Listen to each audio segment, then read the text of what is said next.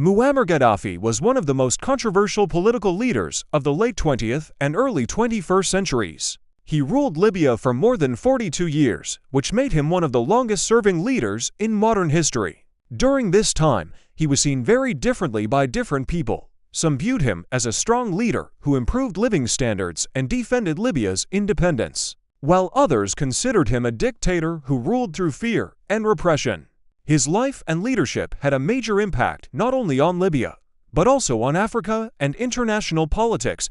Gaddafi was born in 1942 near the city of Sirte in Libya into a poor Bedouin family. He grew up in the desert and received a basic education in religious and secondary schools. From a young age, he was strongly influenced by Arab nationalism and especially by the ideas of Egyptian President Gamal Abdel Nasser, who promoted Arab unity, independence from Western powers, and resistance to foreign control. These ideas shaped Gaddafi's political views and ambitions. Later, he entered the Libyan military academy and became an army officer. While serving in the military, he secretly organized a group of young officers who wanted to overthrow Libya's monarchy. In 1969, when Gaddafi was only 27 years old, he led a bloodless military coup that removed King Idris I from power. At that time, Libya was officially independent, but strongly influenced by Western countries, mainly because of its rich oil resources. After the coup, the monarchy was abolished and Libya was declared a republic.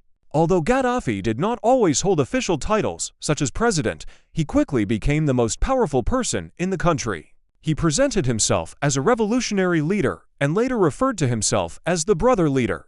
Gaddafi rejected both capitalism and communism, claiming that neither system truly represented the will of the people. Instead, he introduced his own political ideology, known as the Third International Theory, which he explained in his famous book called The Green Book.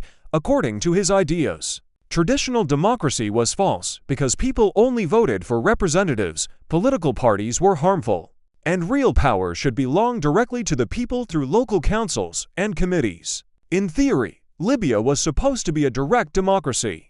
But in reality, Gaddafi controlled the political system, and opposition was not allowed. Libya's large oil reserves played a major role in Gaddafi's rule. The government used oil income to fund social programs, especially during the early decades of his leadership. Education and healthcare became free, housing and basic services were heavily subsidized, and literacy rates increased significantly. For a time, Libya had one of the highest standards of living in Africa. However, the economy was not well managed, and corruption and inefficiency grew over the years, which caused serious problems for ordinary people. Despite some social and economic progress, Gaddafi's rule was also marked by strong repression. Freedom of speech was extremely limited, and anyone who criticized the government risked arrest, imprisonment, or exile.